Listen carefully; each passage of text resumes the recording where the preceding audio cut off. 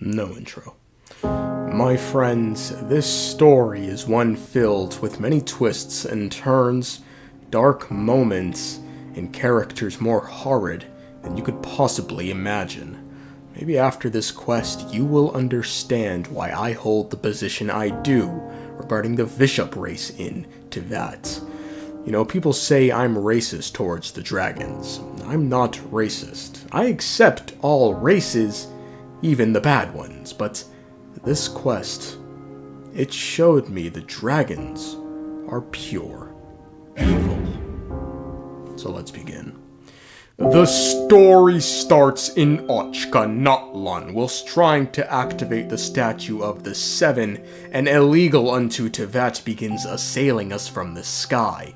We find a note from an adventurer that reads, like many before them, they have come to Ochkanatlan to find the Jade of Return, an object that's rumored to be able to quell the abyss. Many have tried, but all who have ever entered Ochkanatlan have never returned. We soon realize we are in said Ochkanatlan, meaning the other piece of the golden end treaty that we've been looking for is here, so we venture forth. We somehow get bullied by some hilly churls into a tower, where some strange golden lights come to our aid. As we continue exploring the tower, we spot an odd mural displaying a person whose face has been vandalized, concealing their identity. We march ever onward before suddenly, another adventurer runs into us and states her name is Bona. She's from Bona, that's really, bonerific, huh? She states she's from the Flower Feather clan, the Ace, no less. I mean, no one loves you like you, I suppose. I respect it. Bona states she's here seeking the Jade of Return and laments our seeming ignorance regarding the subject, but when we tell her we're seasoned veterans of the Adventurers Guild, she becomes confused, stating she's never heard of an Adventurers Guild before, questioning why one would ever join such a thing, as adventuring is about being free. When we recall to Bona how we got here and mention the Golden Lights, she becomes relieved, stating her companion Coco was the one responsible for them. She takes us to meet the little guy, and I already have a deep bond with him, a bond so deep I'd commit unspeakable acts of horror should anything happen to Coco.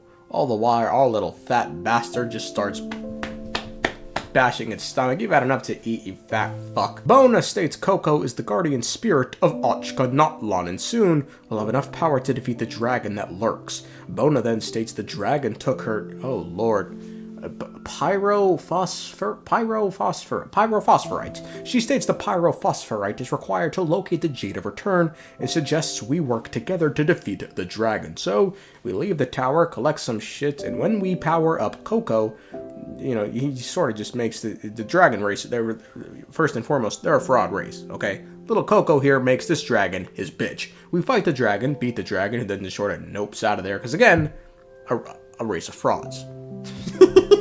Bona, however, does reclaim her pyrophosphorite, which shifts our attention back to the Jade of Return, which Bona says can be found in the sky.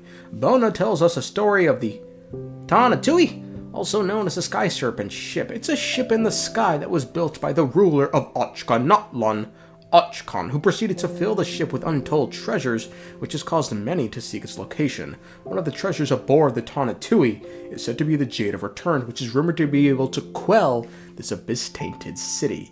She says her dad tried to claim the treasure, but failed. Bona then interestingly tells us the winds of the distant past will guide the way to Tanatui once the pyrophosphorite is placed on the altar of the primal flame.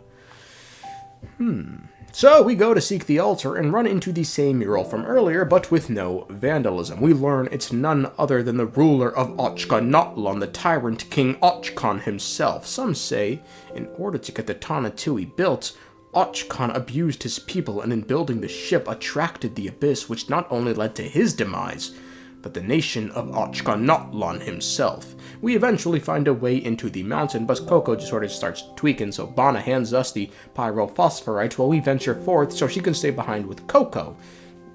Caring individual. We come across an area overflowing with abyssal energy, and my dumbass spends the next, 10 minutes running around trying to figure out what the fuck try to clear the abyssal corruption out means. Eventually, my brilliance prevails, and the core falls out, and inside, we find another pyrophosphorite with a note.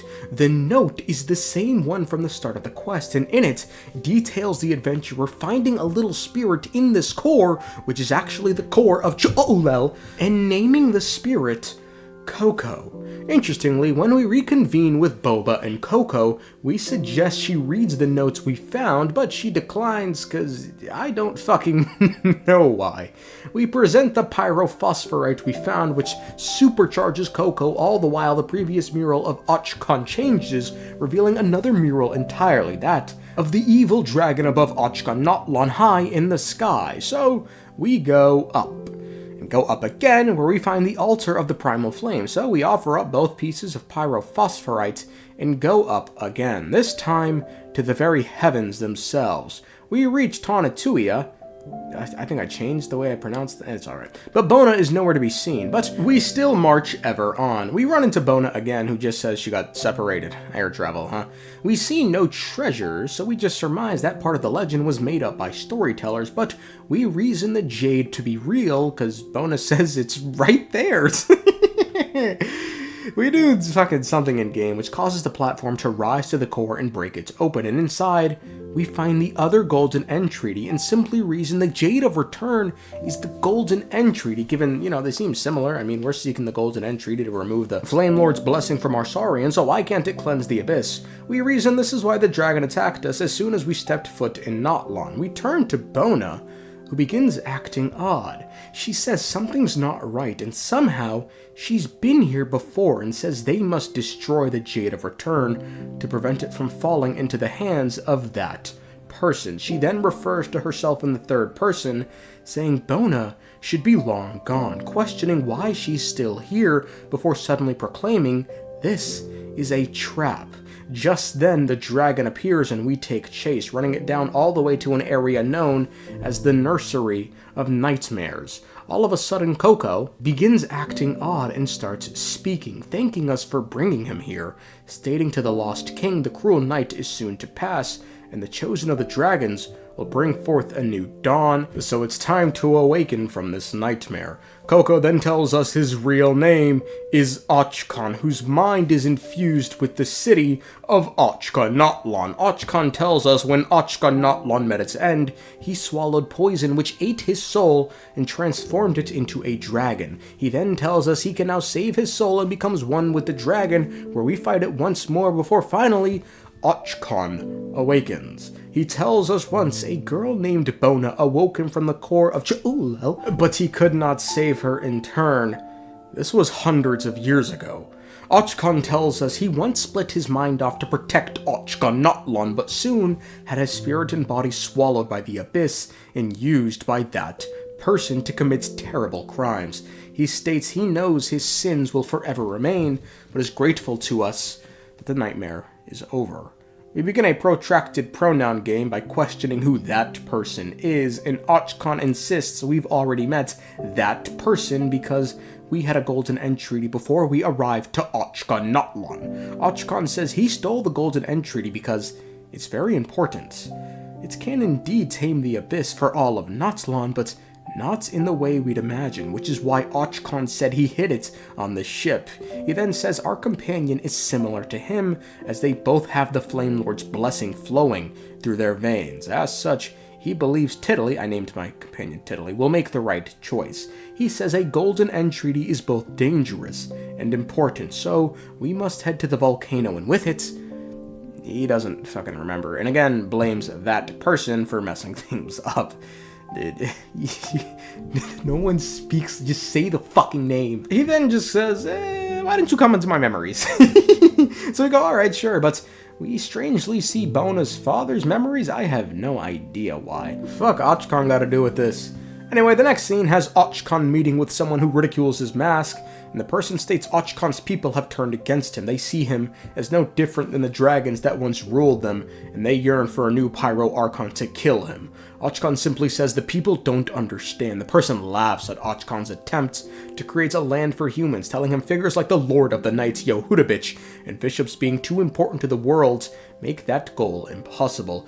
Interestingly, the person then says Och-kan tried to annihilate his people, meaning whoever is speaking to Och-kan is a dragon. He also says Och-kan opened the door to malevolent forces, probably the Abyss. He states it's ironic that Och-kan wishes to destroy the dragons, despite being the dragon heir to the Pyro Sovereign himself, before calling Och-kan his beloved son. He says with the Flame Lord's blessing, Och-kan went into the core of Cha'ulel and stole the dragon's secrets. He then states he thought Och-kan would be the one to slay the Pyro Sovereign, ascend to the throne, and create a new epoch for both dragons and humans.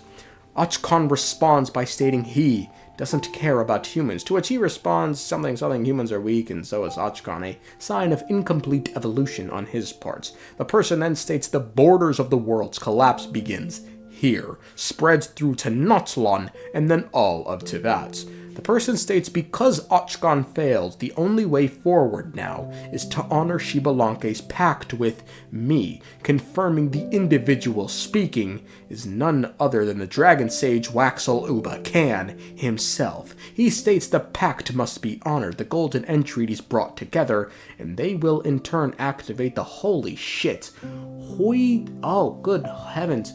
Hoidolsolpactli? Which, by the way, in Aztec culture is the god of war.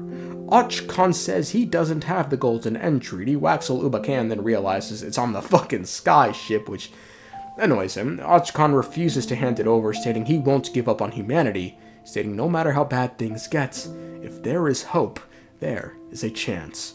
Ubah relents, stating he's gonna leave now, but will be back to collect Och-kan's soul in the future for an experiment. Och-kan says he sealed his mind into the core of Cha'ulel, but his body and then soul turned on him and his people. We then get a memory of Bona, who discovered the truth of the golden entreaty. It's all a lie. It doesn't tame the Abyss. The golden entreaty is dangerous and should not be touched. As the world was on the brink during the cataclysm, someone forged a legend to lure people here to try and find it. The legend stated the Jade of Return can cleanse the Abyss. The skyship was rife with treasures, but it was all a lie. Bona says she doesn't know who's behind this, but it all stops now. She fails, but did awaken Och-kan, or Coco, who then later met the Traveler. We then get this one final shot of the bastard himself. The wisest of the dragons, Ubah,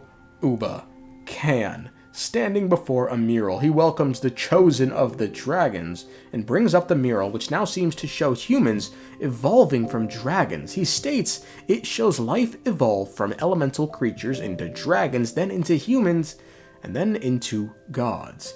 He calls it all bullshit. The mural was apparently made by Och-kan in what Ubah describes as self-deluded fantasy, before stating evolution belongs to dragons, and dragons only. Dragons have always had to evolve, while humans were simply tossed into this world by the greatest being who ever lived, and were given the power to shape it, and in the end, they took over the world, while the dragons are now nothing more than wild beasts. Ubah asks if we know why that is. The dialogue options here are then very interesting. If you pick it's because of the Archon's backings, he responds that compared to the Sky War he once fought in, the Archons are nothing, and that there are enough dragons around today to match the Archons. But the Archons, they've had a rough last couple of patches, huh?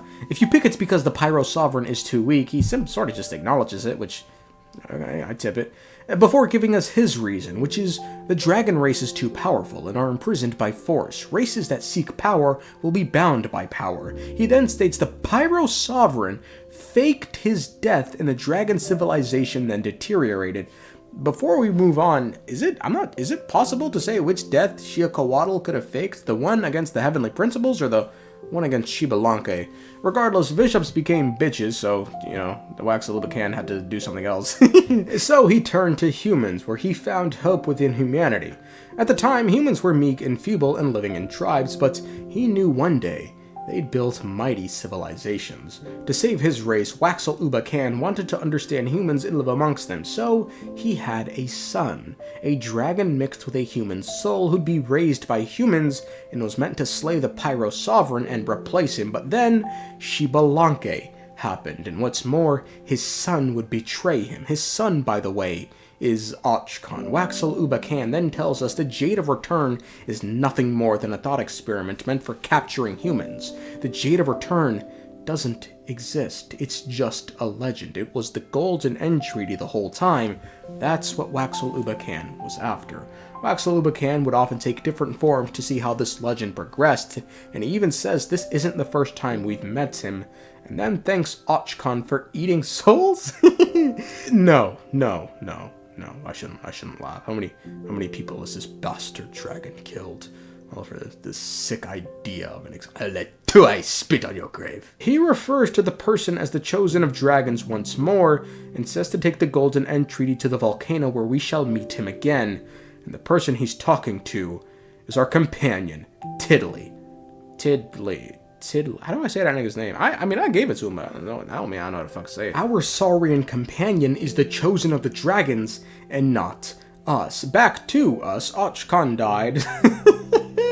We surmise Tiddly and Ubah are speaking right now on the sky ship, so we head there and run into the fat fuck once more, who bangs his stomach demanding sustenance. Let me just finish this. We ask if he met with Ubah, and it goes about as well as as you'd think. We reconcile that Bona is gone, but will complete her work as we look towards the volcano that we must venture towards in the future, where we will once again meet with that bastard dragon Ubah, where I yearn for the opportunity to put that motherfucker in the dirt.